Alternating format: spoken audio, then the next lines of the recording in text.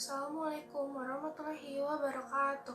Perkenalkan, nama saya Nesya Aufa. Saya dari kelas 8 Tahfiz B.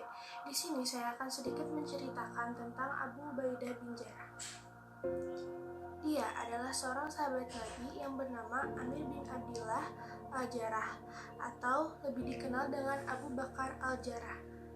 Putra Umaymah binti Ghanam ini termasuk salah satu dari jajaran As-Sabiqun Al-Awwalun, orang-orang yang pertama masuk Islam. Abu Ubaidah berasal dari kalangan muhajirin yang ikut hijrah bersama Nabi ke Habasyah.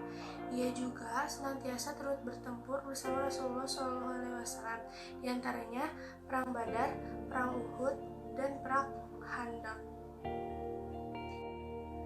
Sahabat yang dinobatkan sebagai salah satu al-mubasysyirun bil jannah, orang yang diberi kabar masuk surga, ini memiliki begitu banyak keutamaan. Ia dikenal sebagai muslim yang begitu lapang hatinya, jauh dari kedengkian, menasihati, giat beribadah, dan amat penyayang. Ia juga merupakan orang kepercayaan Rasulullah SAW. Bahkan Nabi pernah bersabda, sesungguhnya setiap umat memiliki amin atau penjaga atau orang terpercaya, dan orang kepercayaan umat ini adalah Abu Ubaidah bin Jarrah. Hadis riwayat Bukhari. Setelah Rasulullah SAW wafat, Abu Bakar As-Siddiq merekomendasikan Abu Ubaidah untuk memegang tampuk kepemimpinan Islam. Ayah Aisyah ini mengajukan dua nama, Umar bin Khattab dan Abu Ubaidah bin Jarrah. Hanya saja Umar malah menunjuk balik Abu Bakar, sehingga dialah yang akhirnya menobatkan sebagai khalifah pertama selepas kepemimpinan Rasulullah SAW.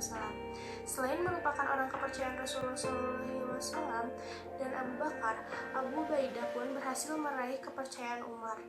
Kala Umar menjadi khalifah, dia mengangkat Abu Ubaidah sebagai panglima perang di Syams. Di akhir kepemimpinan Abu Ubaidah, wabah Amwas menyebar.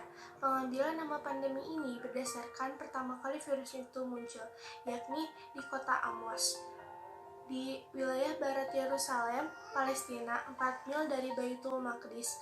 Wabah ini begitu cepat menjalar ke tempat-tempat lainnya, termasuk Syams. Ketika Umar bin Khattab hendak mengunjungi Abu Ubaidah di Syams sekaligus menunaikan misi meninjau kondisi rakyatnya, sebelum rombongan Khalifah Umar sampai, Abu Ubaidah sudah menghampiri mereka terlebih dahulu. Di sana, Abu Ubaidah mengabarkan bahwa Syams telah dilanda wabah penyakit. Mereka pun berdiskusi apakah khalifah kedua itu perlu melanjutkan perjalanannya ke Syams atau tidak. Umar bin Khattab bersama rombongannya memutuskan untuk kembali ke Madinah, sedangkan Abu Ubaidah memilih untuk kembali di daerah pemimpinannya Syams. Di sana, Abu Ubaidah senantiasa mengunjungi dan menghibur orang-orang yang sakit. Tubuhnya semakin melemah, memikirkan keadaan rakyatnya. Hingga akhirnya Abu Ubaidah pun tertular wabah dan jatuh sakit. Saat tubuhnya kian lemah, sahabat yang pernah mengelola Baitul Mal di masa Abu Bakar ini berkata, "Aku berwasiat kepada kalian, jika kalian menjalankannya, maka kalian akan senantiasa berada di dalam kebaikan.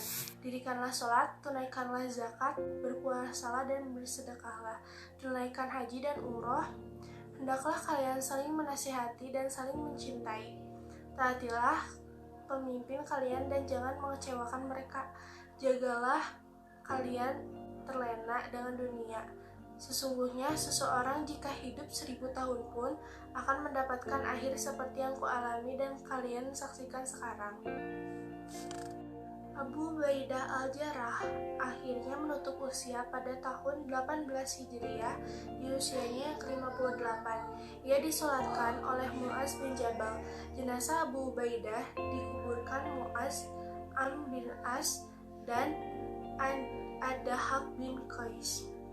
Berdasarkan keterangan dalam At-Tabaqah Al-Kubro karya Ibu Sa'ad, Abu Ubaidah dikebumikan di Amwas, sedangkan Ma'rifatus Sahabah Abu Nu'aim menyebutkan bahwa sahabat senior ini wafat di Urdun, daerah Syam, sekarang Yordania, dan dikuburkan di Baisan.